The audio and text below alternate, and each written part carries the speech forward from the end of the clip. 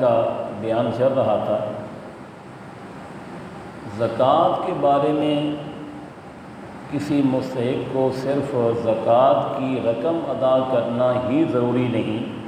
بلکہ کوئی بھی چیز رقم سے کوئی بھی چیز خرید کر مستحق کو دی جا سکتی ہے۔ یعنی اگر کسی چیز کی صورت میں ہم زکوٰۃ ادا کر دیں گے، مثال کے طور پر ایک بیمار ہے، وہ مستحق ہے، وہ خود اپنا علاج نہیں کروا سکتا، صاحب نصاب نہیں ہے، تو اس کو ہم دوائی بھی خرید کر دے سکتے ہیں زکوٰۃ کی نیت سے۔ جتنی قیمت کی وہ میڈیسن ہوگی اتنی قیمت کی زکوٰۃ ادا ہو جائے گی۔ اسی طرح کسی اور محتاج کو کسی اور چیز کی ضرورت ہے، کوئی بھی چیز ہے جس کی زندگی کے اندر ضرورت پڑتی ہے، تو وہ چیز بھی خرید کر زکوٰۃ کے طور پر دی جا سکتی ہے۔ دوسرا مسئلہ کہ زکوٰۃ کے لیے یہ بھی کوئی ضروری نہیں ہے کہ میری زکوٰۃ ہے تو اس کو میں ہی ادا کروں،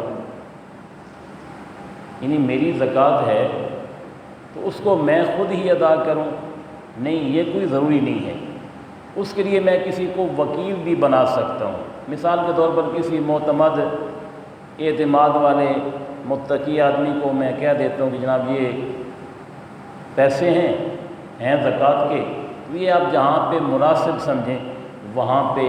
یہ دے دیں۔ اس کا مطلب یہ ہے کہ اس نے دوسرے آدمی کو اپنی زکوٰۃ کے لیے وکیل بنا دیا ہے، تو لہذا اس طرح کی وکالت بالکل جائز ہے۔ وہ جب ادا کر دے گا تو اصل مالک کی طرف سے بھی زکوٰۃ ادا ہو جائے گی۔ یعنی زکوٰۃ کے لیے کسی کو وکیل بھی بنایا جا سکتا ہے۔